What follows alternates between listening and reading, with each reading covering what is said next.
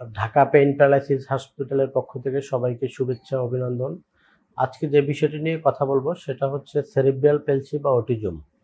কিভাবে বুঝবেন আপনার বাচ্চা সেরিব্রাল পেলসি বা অটিজমে আক্রান্ত? সেটা হচ্ছে নির্দিষ্ট একটি বয়সের পরে কথা বলতে না পারা, কথা অথবা অস্পষ্ট কথা বলা, নির্দিষ্ট একটি বয়সের পরে বসতে না পারা, নির্দিষ্ট একটি বয়সের পরে হাঁটতে না পারা, নির্দিষ্ট একটি বয়সের পরে দৌড়াতে বা খেলাধুলা করতে অক্ষম।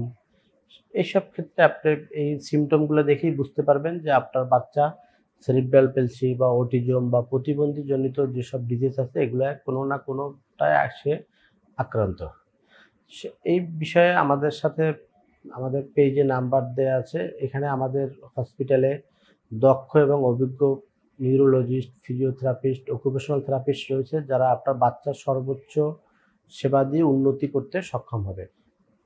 আজকে কিছু ব্যায়াম দেখিয়ে দেব, যেটা ব্যায়ামগুলোর মাধ্যমে আপনার বাচ্চা দ্রুত উন্নতি সম্ভব, যেটা আপনি বাসায় ঘরে বসেই আপনি করতে পারবেন। হাঁটু দুটো ভাঁজ করো, কোমরটা উপরের দিকে উঠাও, কোমরটা উপরের দিকে উঠাও, কোমরটা উপরের দিকে উঠে 10 সেকেন্ড ধরে রাখা। এটা হচ্ছে যেসব বাচ্চার বসতে পারে না বা দাঁড়াতে পারে না সেই বাচ্চাদের জন্য করাবো। কোমর থেকে উঠে 10 সেকেন্ড ধরে রাখবো আমি। 1 2 3 4 5 6 7 8 9 10, আবার ছেড়ে দেন, আবার উঠান। এভাবে 10 বার করব। এখন দেখাবো হাতের পাটটা কিভাবে আমরা হাতের ব্যায়ামগুলো করাবো।